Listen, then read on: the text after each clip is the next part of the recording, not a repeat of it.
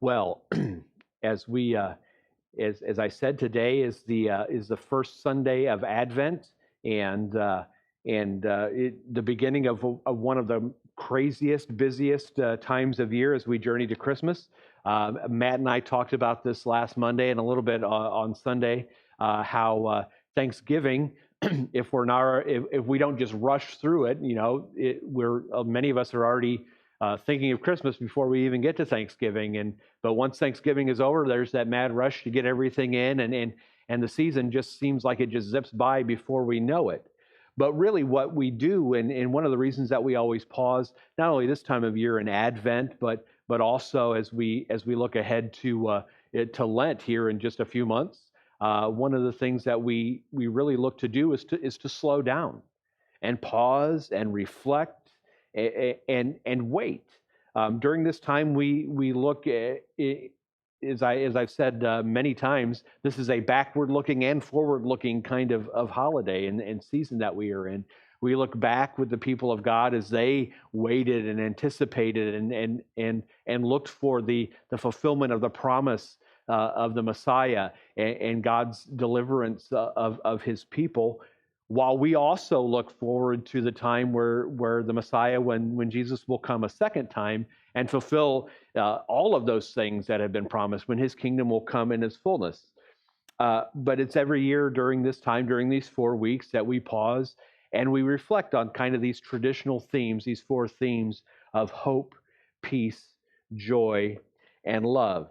And today we focus in on the fact that we are a people of hope, and that our hope is not based on our circumstances, but it's based on the God of whom Isaiah says, "See, this is our God. We have waited for Him so that He might save us. This is the Lord for whom we have waited. Let us be glad and rejoice in His salvation." And so we light this first candle today of hope.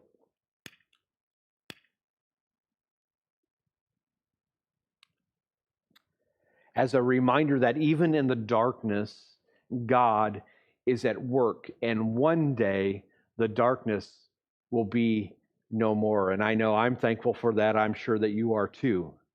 But until then, we wait. We live in this kind of in-between time of promise and fulfillment, of hope and realization. And to follow Jesus means to live in that in-between, the space where our faith has to hold on because our physical sight has not been able to see it yet. We haven't seen the fulfillment of that. And really what Advent does is it gives us the permission to be honest about the things we feel in this tension, in this in-between time. We don't pretend that the world doesn't feel dark. I think a couple of years ago, I kind of talked about this theme of this time of year. The days get shorter. It's darker, longer in the mornings and earlier in the afternoon. And so this is a time really where we feel kind of the shadows creep in. And that's really representative of the time that we live in, of our world. Wars are raging. Hearts are still break. Bad things happen. Despair feels like it creeps in. And if we're not careful, this waiting that we experience and that we go through can turn into just resignation and hopelessness, as if we start to believe that this is just the way that things are always going to be. But again, this time of year, for these 4 weeks, we pause to remind ourselves, especially as we begin this journey, that we are a people of hope. And we're not the only ones. We're not the first ones to live in this tension. Our ancestors in the faith knew this tension well, especially in those days leading up to the coming of Jesus's arrival. The verses that we're going to be looking at this morning from Luke chapter 2 bear this out. And these are verses today and next week. We're going to look at the first 3 verses of this passage and then the next ones next Sunday. But these are verses that are typically reserved for Christmas Eve and Christmas, but we're going to look at them today as kind of a lead-in to what we're going to be celebrating. And this is what Luke says in Luke 2, verses 1 through 3. He says, at that time, an order went out from Caesar Augustus for a census to be taken throughout the Roman Empire. This was the first census taken when Quirinius was governor of Syria. Everyone had to return to their own ancestral towns to register for this census. So Luke begins this passage, he begins this chapter with those kind of three very simple words, at this time. And those are not just kind of a casual way to start the story. They're words that really set the historical context for what's going to come next. If you know the story of Israel, this is something that we revisit again this time every year. Israel at this time had been under foreign occupation for 6 centuries. Their lives were dictated by others. Their worship was restricted. It was regulated. Their national identity was very fragile. It had begun with the Babylonians and the Assyrians, and this time around it was the Roman Empire, who dominated everything in their path: language, culture, religion. And the people of God, the Jews, found themselves living at a time that constantly made them ask, how do we stay faithful to God when Caesar demands our loyalty, when Rome demands our loyalty? And now here comes Caesar, and he declares a census, which on the surface, really, that sounds innocent enough, sounds simple enough, count the people, right? But for Israel, it was another slap in the face, because it was a painful reminder of their powerlessness. It wasn't just about numbers, it was about control and taxation. Count the people so that we know who we need to be collecting taxes from, so that we know who we have under our control. It was a reminder, again, that they were subjects of Rome and not free people of God. And for many of the Jews, many of the people of Israel, this was a humiliating and kind of costly thing that they were required to do. Families were uprooted, livelihoods were interrupted. They had become nothing more than a demographic in Caesar's empire. And to make matters worse, on top of everything else, they hadn't heard from God in 400 years. He had been silent. There were no new prophets. There were no fresh messages, no visible miracles. The temple still continued. All of those, the work of the temple, the sacrifices still continued. But heaven itself was silent. Generations had passed with no sign that God was still speaking or even present among them. That's the world into which Jesus was born. It was a world in which the people of God felt like they were forgotten, that they were dominated by human power, and they were desperate for hope. It was at that time. Now, I think many of us can relate to that because we have all had at that time moments in our lives, right? Moments where the grief seems overwhelming, where it feels like God is not hearing our prayers, where we have these immense times of loss and disappointments, and we ask ourselves, where is God in all this? Has he disappeared? Is he even aware of what's going on? It's in those moments that we're really not all that different from the people of Israel, from the people of God living under Roman rule. But the words of Luke chapter 2 remind us that there is hope in the darkness. Luke says, even at that time, God was already at work. And one of the things about the Christmas story that makes it so beautiful is the irony in it. The Roman census, which was really intended to be an act of imperial power by Rome, actually ended up becoming the tool that God used to bring about redemption. Caesar, in his arrogance, kind of unknowingly and unwittingly became a part of God's plan. What Rome had intended for control and meant for control, God used to bring about salvation. Because the very decree that sent people scrambling back home to their ancestral towns is the very same decree that sent Mary and Joseph to Bethlehem, which was the very place that centuries before Micah had foretold would be the birthplace of the Messiah. When he said, "But you, Bethlehem Ephrathah, though you are small among the clans of Judah, out of you will come for me one who will be ruler over Israel, whose origins are from old, from ancient times. The fact of the matter is, this census was not outside of God's plan. It was woven right into it.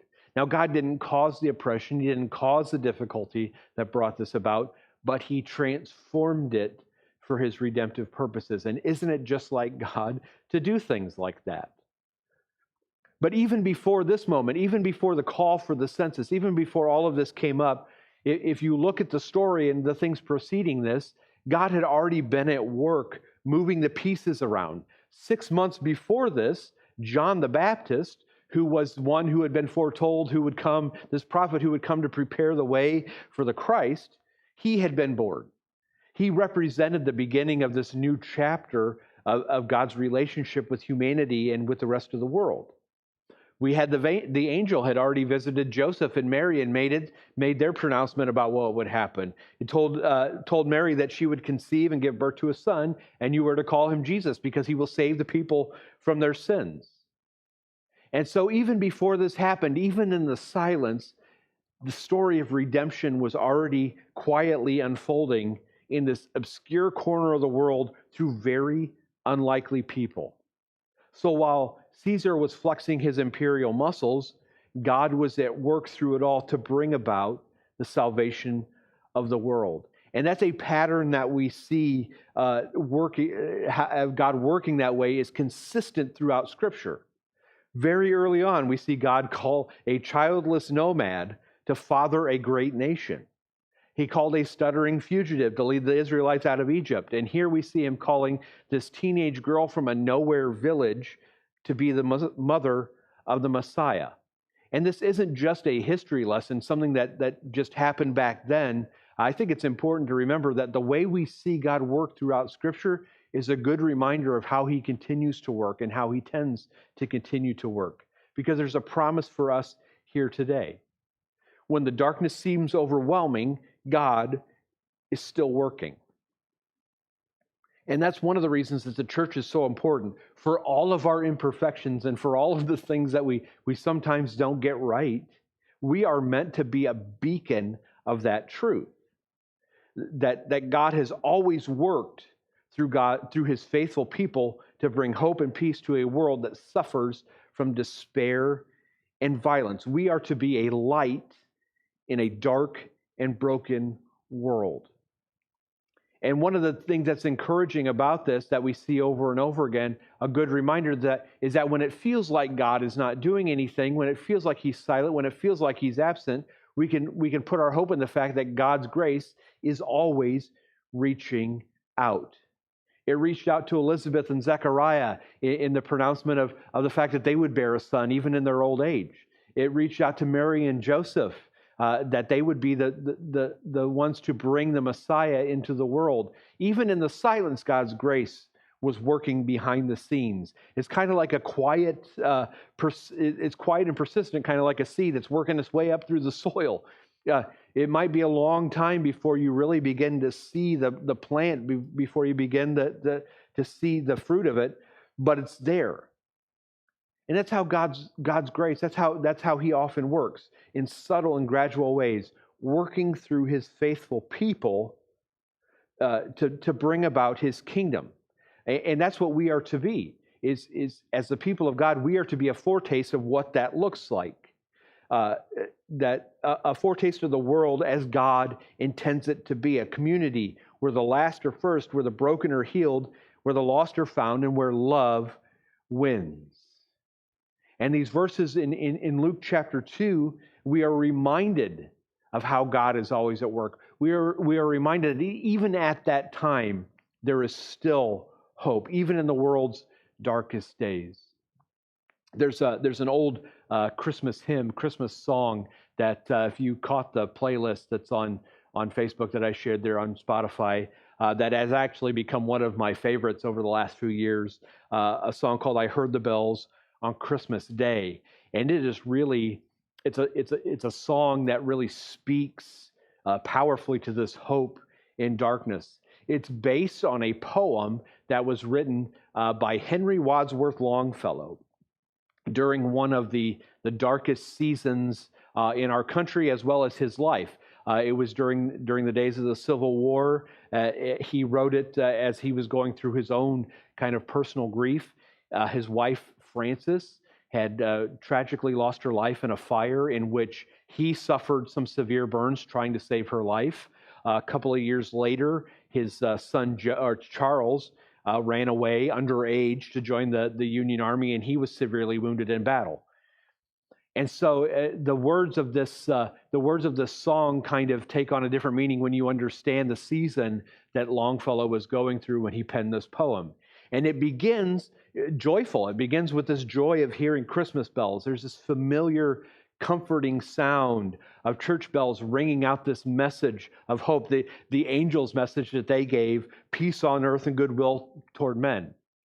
And for a moment, Longfellow finds himself kind of captured by the hope of Christmas and what it all means.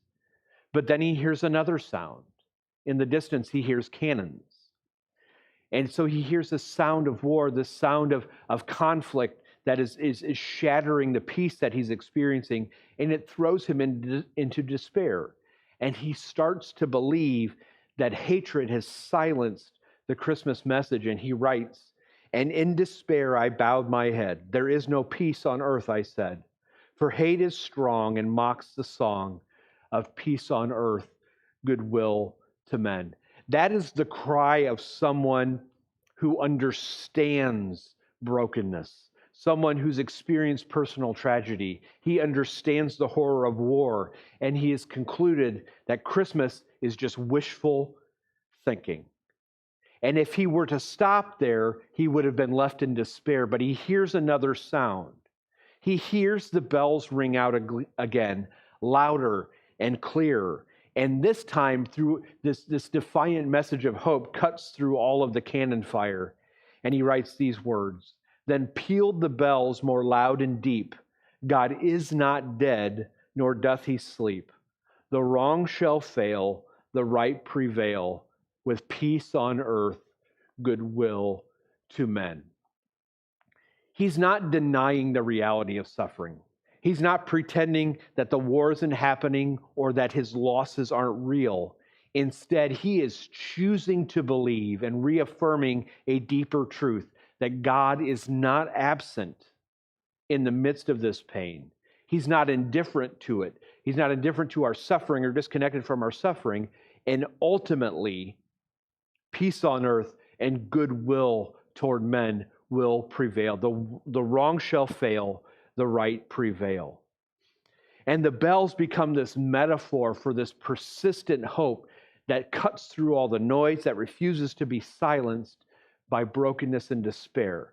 The bells represent the truth that our hope is not based on the absence of suffering, but on the presence of God actively working through all of that to redeem creation. It's a hope that looks honestly at the world's brokenness and still believes that God's love is stronger than hate, God's light is stronger than darkness, and God's life is stronger than death. This is Christmas hope. This is the hope that we hold on to. It's not wishful thinking. It's choosing to believe that God is still at work. He's still bringing about his kingdom. He's still redeeming. He's still restoring. He's still healing. It's hope that knows that the story isn't over and that the final chapter hasn't been written. So what does it mean for us to live like people of hope in our own dark times? Because let's face it, we know we live in some dark times. We live in some times that are full of despair. You open the paper, if you read the paper, or you open your phone, and it just seems to be nothing but bad news. And that's just on top of all of the personal struggles that we have. Well, it means that we refuse to let despair have the final word. It means that we choose to look for and see God's hand at work, even in the midst of circumstances that often seem hopeless. And over and above all of that, it means that we commit ourselves to being a part of the answer, the solution, and not the problem. We commit ourselves to partnering with God, to being a part of his work of redemption and restoration in the world. And so as we talk about hope this Advent season, especially as we begin this journey, let's remember that hope is not just a warm feeling that we have. It's a choice that we make every day. It's a way that we choose to live. It's a way that we choose to practice our lives. It's a choice to participate in God's ongoing work of bringing light into a dark world. So here's 3 simple steps, 3 next right steps that we can put into practice, that we can live out this hope this week. The first thing is to look for God in the quiet. Now, this is a good practice to do all year round, and especially this time of year where it's so busy and crazy and noisy, and it's going to set you up well for something that we're going to be looking at and doing in the coming year after the first of the year. But this world, it's loud. The news, as I said, it's filled with stories of chaos and despair, and we really need to be intentional about listening closely, even in the midst of the noise, to hear hope and to hear the voice of God. And so I want to encourage you to make a habit, especially this week, of intentionally looking for the quiet, subtle ways that God is at work. Sometimes it's hard to escape the noise because we find ourselves just kind of trapped in it. There's other times where we need to make intentional choices to just shut off the noise. But regardless of where we find ourselves, make it an intentional practice to listen and look for those quiet ways that God is at work. And then when you find them, when you see them, just pause and thank Him for it. It's not about ignoring the brokenness or pretending that things are not or difficult, but it's about training our eyes and our hearts to see the light and the hope that is always present. So that's the first thing. Look for God in the quiet. The second thing, speak hope. When you find hope, when you see it, speak it. Our words have power. And so this week, find one opportunity to speak a word of hope into a situation that you know is one of despair, of difficulty. Maybe it's in your own life. Maybe it's in the life of somebody that you know. It might be a simple word. You've got a coworker who's just dealing with some difficult things. Speak a word of hope. Maybe it's a friend who's grieving. I know we've had some in our church family who've experienced loss recently. This is the time to speak hope into their lives. Remember the words of that hymn, "The bells pealed more loud and deep." Our words can be the bells that cut through the noise, that cut through the despair, to remind people that the wrong will fail and the right will prevail as we speak words of peace on earth and goodwill to men. Lastly, humbly serve someone. As we talked about in this message, some of God's greatest work happens in quiet, in subtle, and a lot of times humble and overlooked ways. And I believe that some of the greatest things that we do for God happen in the same way. So this week, just look for a small practical way to be a part of God's work by serving someone. You don't need to change the world. Maybe you just need to show up. Maybe it's you drop off a meal for somebody. You might volunteer. We've still got an hour to ring a bell for the Salvation Army. I know they're always looking for volunteers and things to help out. This time of year, there's no shortage of opportunities to help out in some area. On a day like today, maybe it's going out and shoveling your neighbor's driveway. It's these kind of small, faithful acts that somebody might ever notice, but God does. It's through these things that we become living testaments that God is still at work. We become this foretaste of this world that is coming, that God, as God intends it to be. Again, we're kind of pointing backward to the good news of how God originally intended things, and we're pointing forward to the fact that one day that's going to be like that again, and God is going to restore all things. In the meantime, as we live in this tension, we become kind of reflections of what that looks like. And so hope can be displayed and communicated through those simple actions. So I want to encourage us that as we start this Advent journey, as we start this Advent season, as we talk about hope, let's not just, first of all, let's not just wait.